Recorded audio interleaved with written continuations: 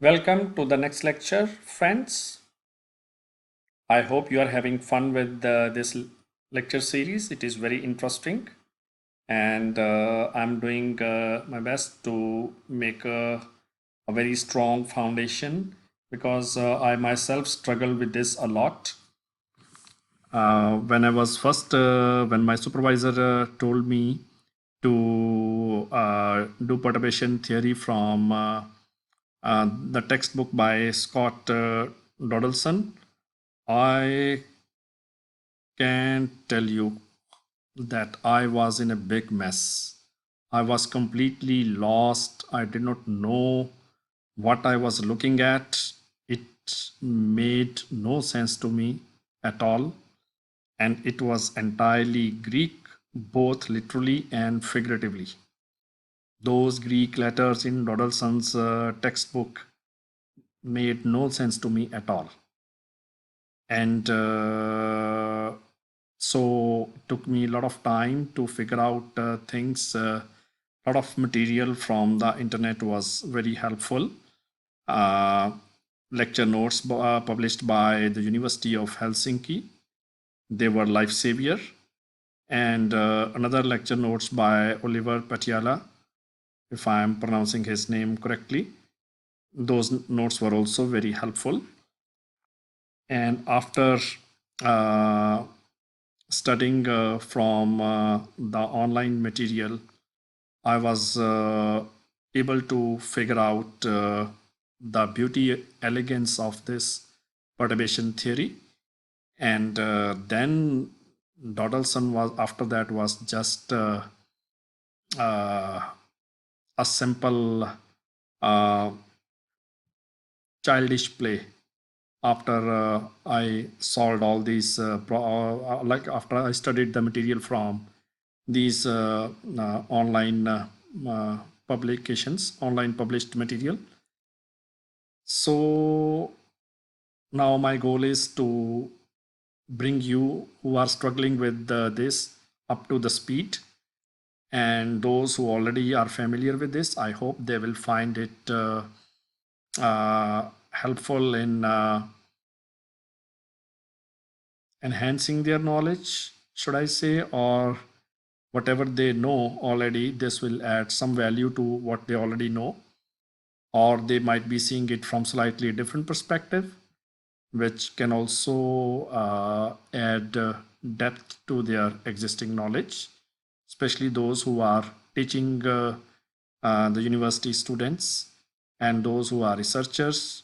So I hope that this lecture series will be, in one way or the other, very helpful to them in their career, both equally to the students, professors, and researchers. Okay, so continuing on with the next piece in this lecture series. In this video, I am going to do this interesting thing. I'm going to write the transformation tensor in terms of the transformation vector. So we have the transformation tensor x alpha tilde beta caret. I want to write this in terms of xi alpha. Xi alpha is the transformation vector, and this is the transformation tensor. So how can I write x alpha tilde beta caret in terms of xi alpha? And what is x alpha tilde beta caret? Transformation tensor, xi alpha, transformation vector. Both of these I have defined, explained in my previous videos. Okay, so what is x alpha tilde beta caret in terms of xi alpha?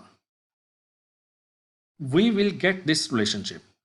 X alpha tilde beta caret, which is transformation tensor, is equal to delta alpha beta plus xi alpha, derivative of xi alpha with respect to x beta. Now, how should we prove this? Proof is very simple. Let's start with the definition of xi alpha. What is xi alpha? Xi alpha defines relationship between x alpha tilde and x alpha caret. So we have x alpha tilde is equal to x alpha caret plus xi alpha. And by the way, I think I should make a video on notations also. After I make a video on the notation, I would either insert that video before this, or I will have that video after this. But somewhere in the lecture series, you should find a video in which I will explain the notation, clarify the notation that I'm using, because most textbooks you will see that they will have x tilde and they will not put a decoration on top of the index. So they would decorate this coordinate, but they will not decorate the index here. But I am decorating the index and writing x as x only, but I am putting the decoration on top of the index. So alpha tilde, alpha caret, and this is alpha. So xi alpha lives on the background coordinate system. So x alpha tilde is equal to x alpha caret plus xi alpha. And then we have this transformation tensor x alpha tilde beta caret, which is nothing but partial derivative of x alpha tilde with respect to beta caret. Now I want to write this x alpha tilde beta caret in terms of xi alpha. I would replace this x alpha tilde with x alpha caret plus xi alpha. So once I do that replacement, replace x alpha tilde with x alpha caret plus xi alpha in this expression, what will I get? So this is the replacement that I am doing. Then I will get this. And this is very simple. So when you are differentiating x alpha caret with x beta caret in the compact notation, you can write it like this: x alpha caret comma beta caret. And then you are differentiating xi alpha with x beta caret. Again, in the compact notation, this becomes xi alpha comma beta caret. So after we open up this bracket and write this in the compact notation, our next step is to understand what is x alpha caret, this derivative of x alpha caret with respect to beta caret, and this is partial derivative. So and I hope that you can figure out that this is delta alpha beta. So this is delta alpha beta, because when you are partially differentiating x with respect to x, you will get 1. When you are partially, let's say our coordinate system is t, x, y, z. So when you differentiate x with respect to x, you get 1. When you differentiate x with respect to y, you get 0. So when you differentiate t with respect to t, you get 1. When you partially differentiate t with respect to y, x, or z, you get 0. So this is delta alpha beta. When alpha is same as beta, you get 1. When alpha is different from beta, you get 0. And then you have xi alpha, partial derivative of xi alpha with respect to beta caret. Now, here comes the role of the helpful approximation that we saw in the last video. We saw that when you are differentiating with respect to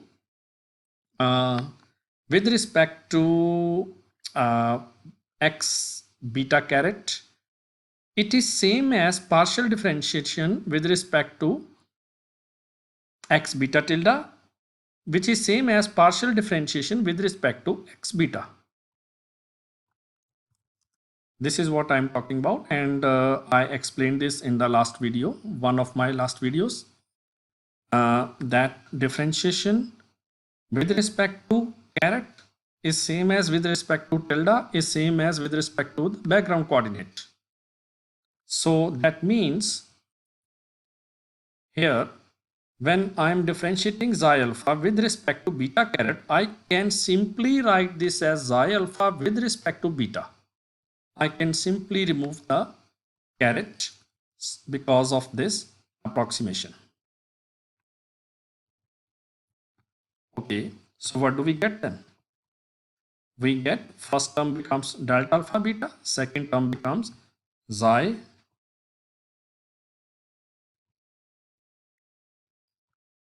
alpha beta.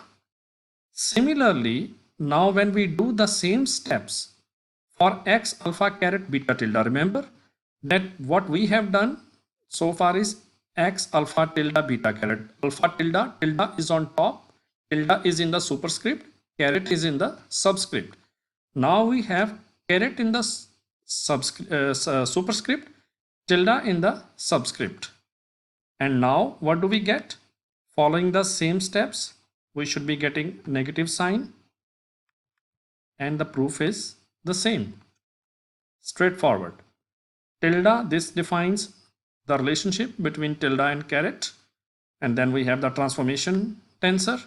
So you just replace caret, x alpha caret in terms of x alpha tilde, you get this. And then, so you have x alpha tilde with respect to beta tilde minus xi alpha with respect to beta tilde. First becomes delta alpha beta. Xi alpha with respect to beta tilde is same as xi alpha with respect to beta. And then you get this. So these are two important relationships that we will be using a lot when dealing with perturbation equations. X alpha tilde beta caret, x alpha caret beta tilde in terms of the transformation vector xi alpha. And that's it for today's video. Thank you, friends.